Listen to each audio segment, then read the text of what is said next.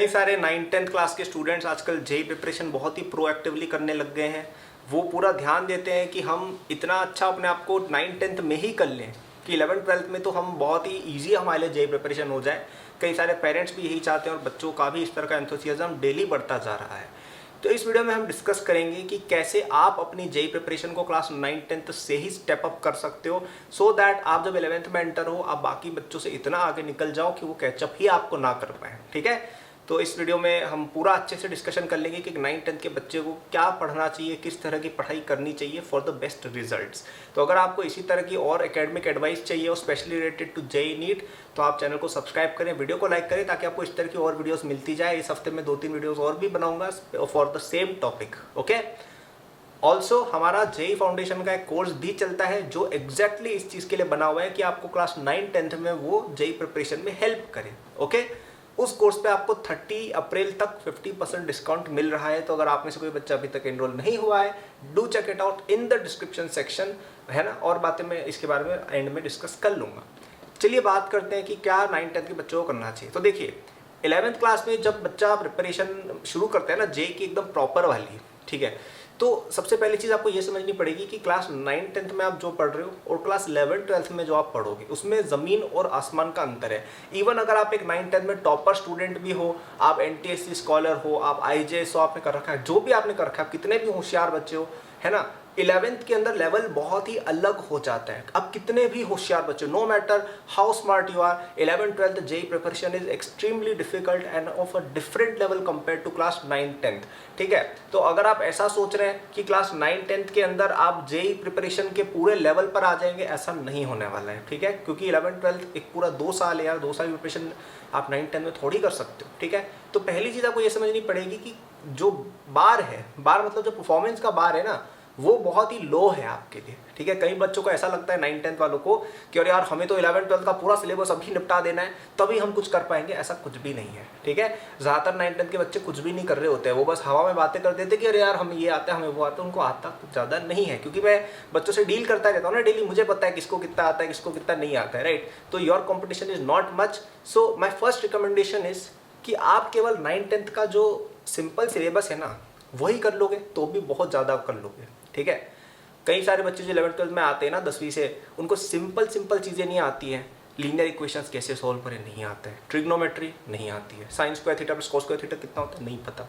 ऐसी सिंपल चीज़ें बच्चे 10वीं में भूल भुला के आते हैं। And I am not talking about कि कोई मैं एकदम ही बिल्कुल रफ बच्चों की बात कर रहा हूँ। एकदम बहुत ही अच्छे बच्चे जो होते हैं ना, इवन वो लोग बहुत ही बेसिक चीज़ें नहीं समझ पाते, वेक्टर अलजेब्रा नहीं समझ में पाते हैं, डिफरेंशिएशन को समझ में नहीं आती है। तो ये जो सिंपल चीज़ें हैं ना 11th-12th की, उनमें भी कई बच्चे अटक जाते हैं और 6-7 महीने तक इसी में उलझे हुए वो रहते हैं।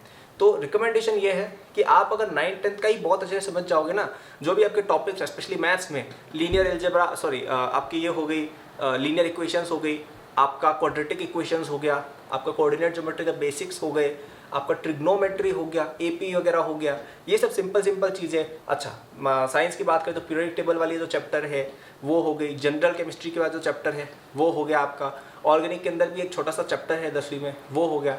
फिजिक्स में 9th-10th के अंदर जो डिस्कशन की जाती है ना, ऑप्टिक्स का बेसिक फॉर्मूले हो गए, मिरर फॉर्मूले, लेंस फॉर्मूले वगैरह, ये सब चीज़ें, ओम्स लॉ वगैरह, इस तरह की चीज़ों का आप रिवीजन भी अगर अच्छे से कर लेंगे, even that is a lot.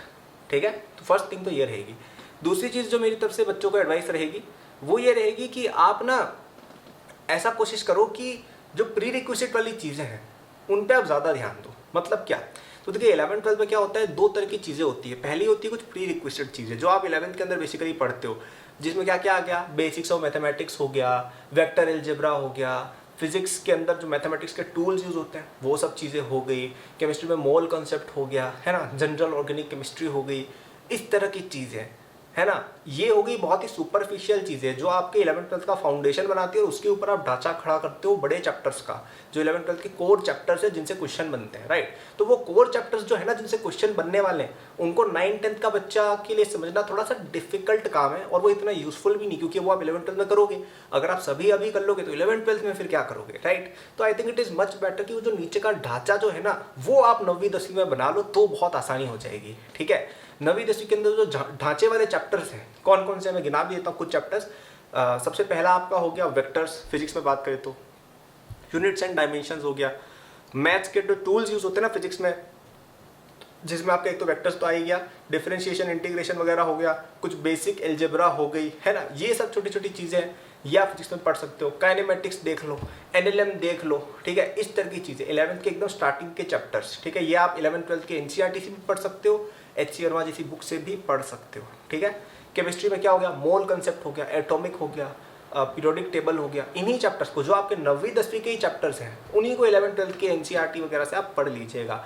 इतना भी कर लोगे बहुत ज़्यादा तुम्हें बेनिफिट हो जाएगा। मैथ्स के अंदर बात करते हैं तो मैथ्स में वापस से 9th-10th के ही चैप्टर्स, ट्रिग्नोमेट्री हो गया, प्रोबेबिलिटी हो गया, AP हो गया, इनको ही 11th-12th से आप पढ़ लीजिए, ठीक है। तो जो ढांचे वाले फाउंडेशनल चैप्टर्स हैं, जो 9th-10th के ही चैप्टर्स हैं, उन्हीं को उठा के आप 11th-12th की बुक से पढ़ लीजिए। तो मेरे अकॉर्डिंग इवन ये 2 बातें आपने फॉलो कर ली ना, आपका बहुत सारा कुछ हो जाएगा।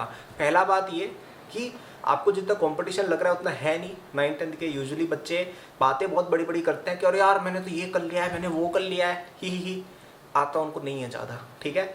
तो कंपटीशन इतना नहीं है, आप केवल 9वीं 10वीं का भी बहुत अच्छे से पढ़ लोगे ना, बहुत आगे निकल जाओगे, आम बच्चे से बहुत आगे निकल जाओगे, केवल 9वीं 10वीं का भी पढ़ लोगे तो। सेकंड बात मैंने ये बोली कि अगर आप 11th-12th अगर आप 9वीं 10वीं का हो गया तो 11th-12th के जो बहुत ही स्ट्रक्चरल चैप्टर्स हैं, बेसिकली 9th-10th की चैप्टर्स उनको कॉपी पेस्ट करके 11th-12th की बुक से पढ़ लो, ठीक है।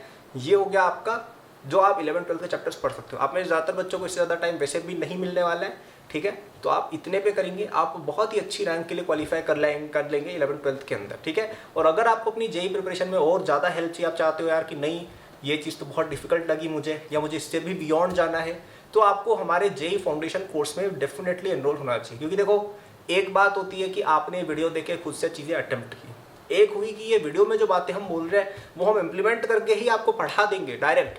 दोनों में बहुत का फ़र्क होता है। स्ट्रक्चर प्रिपरेशन कितनी इंपॉर्टेंट है आई डोंट थिंक मुझे बताने की भी ज़रूरत है। तो उस कोर्स में आपको बहुत ही ज़्यादा स्ट्रक्चर्ड तरीके से पढ़ाई कराई जाएगी, ठीक है। हमारे सारे टीचर्स बहुत ही हाईली क्वालिफाइड है। सारा कंटेंट मैं खुद देखता हूँ कि आपके लिए वो कंटेंट सूटेड है या नहीं। जेईई के लिए तो कंटेंट बेस्ट है ही, साथ ही में आपको NTC, RMO, IJS और बाकी जितने भी ओलंपियाड है उसकी प्रिपरेशन भी उसमें हो जाएगी।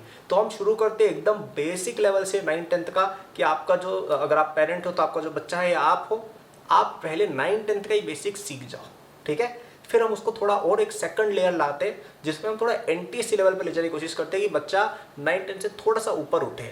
और फिर लास्ट में कुछ 11th-12th के टॉपिक्स भी हम उसमें डाले हैं ताकि आप थोड़ा सा 9th-10th से बियॉन्ड जाके 11th-12th की टेरिटरी में स्टेप कर पाओ, ठीक है। तो it is a perfect bridge course जो आपको 9th-10th से उठा के 11th-12th के बीच का जो गैप है उसको बहुत अच्छे से फिल करेगा और आपको काफ़ी हद तक 11th में भी थोड़ा आगे जाके रख देगा। तो उसमें आपको लेक्चर्स, क्वेश्चन प्रैक्टिस, टेस्ट सब कुछ मिल जाएगी और सारे एग्जाम्स जितने भी अदर होते हैं ना NTC वगैरह, उनका भी प्रिपरेशन हो जाएगा। तो अगर आप 9th में हो, पूरे 2 साल का वैलिडिटी का कोर्स लीजिएगा, और अगर आप 10th में हो तो 1 साल की आपको लेनी चाहिए। और इस पर आपको 30 अप्रैल तक डिस्काउंट मिल रहा है 50%, तो वो तो आपके लिए बेनिफिशियल है ही। तो एनरोल टुडे इटसेल्फ, ताकि आपको इस चीज़ का मैक्सिमम बेनिफिट हो और आप बहुत ही अच्छे तरीके से अपनी प्रिपरेशन कर पाओ। क्योंकि well begun is half done. अगर आप अभी बहुत अच्छे से चीज़ें कर लेते हो ना, तो आपको 11th-12th में इतना बेनिफिट होगा, I can not even explain कितना बेनिफिट होगा, ठीक है। तो आई होप ये वीडियो आपको अच्छी लगी हो। अगर अच्छी लगी हो तो लाइक करना, चैनल को सब्सक्राइब करना। मेरे सोशल्स के लिंक डिस्क्रिप्शन में दिए हुए हैं, and if you want the courses उसका भी लिंक डिस्क्रिप्शन में दिया हुआ है। Good luck.